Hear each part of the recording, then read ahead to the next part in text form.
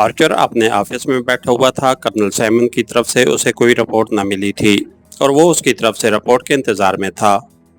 लेकिन colonel Simon की तरफ से काफ़ी वक्त गुजर जाने के बावजूद खामोशी थी। कई बार उसका दिल चाहा कि वो फ़ोन करके बात करे, लेकिन फिर उसने इरादा बदल दिया क्योंकि इस तरह उसकी सीट की बेइज्जती होती थी।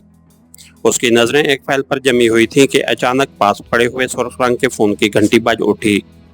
तो उसने चौंक कर हाथ बढ़ाया और रिसीवर उठा लिया। यस, आर्चर बोल रहा हूँ, आर्चर ने कहा। अनचार्ज स्टार पॉइंट जॉर्जिया, एंथोनी बोल रहा हूँ चीफ। दूसरी तरफ से एक मुदबाना आवाज़ सुनाई दी तो आर्चर बेख्तियार चौंक पड़ा।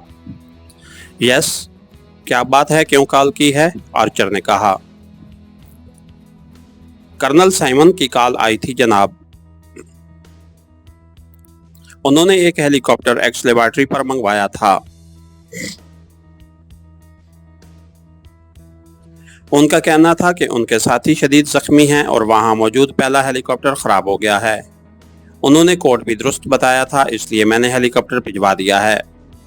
मैंने इसलिए कॉल की है ताकि आपको रिपोर्ट दे दूं, दूसरी तरफ से कहा गया। कब कब की बात है? आर्चर ने बेख्तियार उछलते हुए कहा। तकरीबन 2 घंटे पहले की बात है जनाब। मैं एक ज़रूरी काम में मसरूफ़ हो गया था, इसलिए मैं फौरी कॉल न कर सका, एंथोनी ने माजरत भरे लहजे में कहा।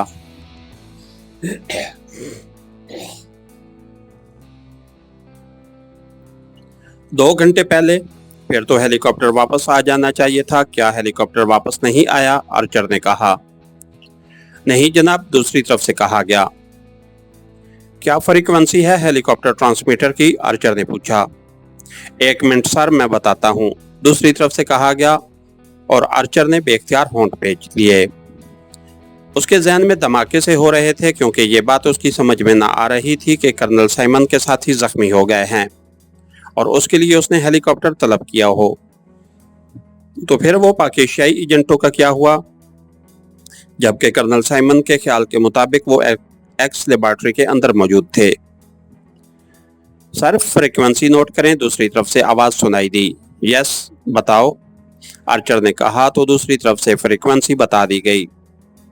ओके, मैं बात करता हूँ, आर्चर ने कहा और रिसीवर रखकर उसने पास पड़े हुए ट्रांसमीटर को उठाकर अपने करीब किया और फिर उस पर एंथोनी की बताई हुई फ्रीक्वेंसी एडजस्ट करना शुरू कर दी।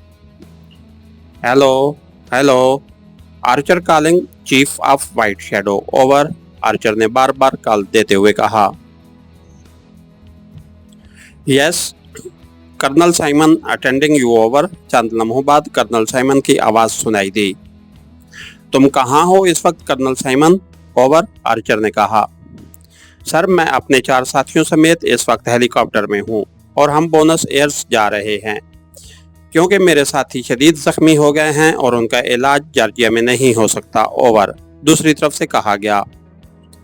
पाकिस्तानी एजेंटों का क्या हुआ और तुम्हारे साथी कैसे जख्मी हो गए? तुमने कोई रिपोर्ट भी नहीं दी, ओवर, आर्चर ने तेज लहजे में कहा।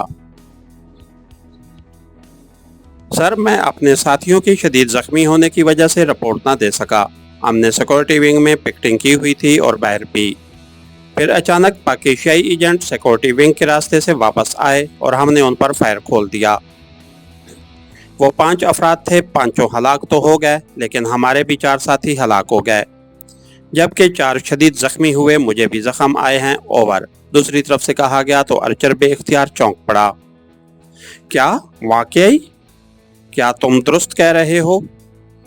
क्या पाकिस्तानी एजेंट हलाक हो गए हैं? आर्चर ने हलक के बल चीखते हुए कहा। यस सर, उनकी लाशें वहीं सिक्योरिटी विंग में पड़ी हुई हैं। आप बेशक किसी आदमी को भेजकर चेक करा सकते हैं। मेरा नायब कैप्टन मर्फी भी हलाक हो चुका है। मैं बाहर था जबकि वो अंदर थे, ओवर, दूसरी तरफ से कहा गया।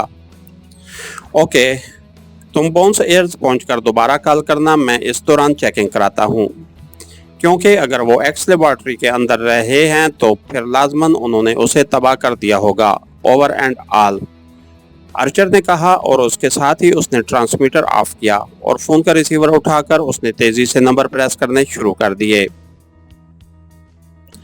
कर्नल सान बोल रहा हूँ। दूसरी तरफ से राब्ता कायम होते ही एक मर्दाना आवाज सुनाई दी। आर्चर बोल रहा हूँ, आर्चर ने कहा। ओह यस बॉस, हुक्म फरमाइए, दूसरी तरफ से इंतहाई मुदबाना लहजे में कहा गया। तुम जॉर्जिया में मौजूद हो, फौरन स्टार पॉइंट पहुंचो, वहां इंचार्ज एंथोनी मौजूद है। मैं उसे फोन करके कह देता हूँ, वो तुम्हें हेलीकॉप्टर देगा और साथ ही उस पॉइंट के बारे में तफसील भी बता देगा जहां तुमने पहुंचना है। वहां एक लेबॉर्ट्री है और उसके साथ सिक्योरिटी विंग है। वहां पाकिस्तानी एजेंटों की लाशें तुमने चेक करनी हैं और लाजमन वो मेकअप में होंगे, इसलिए स्पेशल मेकअप वाशर साथ ले जाना। एक और साथी भी साथ ले जाना, जबकि उसके साथ साथ तुमने वहां लेबॉर्ट्री को भी चेक करना है। लेबॉर्ट्री का रास्ता सिक्योरिटी विंग के नीचे तहखाने से जाता है, वो खुला हुआ होगा। तुमने मुझे ट्रांसमीटर पर फौरन और तफसीली रिपोर्ट देनी है, आर्चर ने कहा। यस बॉस, वैसे मैंने एक्स लेबॉर्ट्री देखी हुई है, वहां मैं 6 माह तक असिस्टेंट सिक्योरिटी ऑफिसर की ड्यूटी करता रहा हूँ, कर्नल सान ने जवाब दिया। ठीक है, जल्दी पहुंचो और फिर मुझे रिपोर्ट दो, आर्चर ने कहा और रिसीवर रख दिया। इसके साथ ही हमारी आज के एपिसोड का इख्तिताम हुआ। कहानीगर चैनल को लाइक कीजिए, सब्सक्राइब कीजिए और बेल आइकन को प्रेस कर दीजिए ताकि हर आने वाली नई वीडियो आप तक बर वक्त पहुंच सके। शुक्रिया।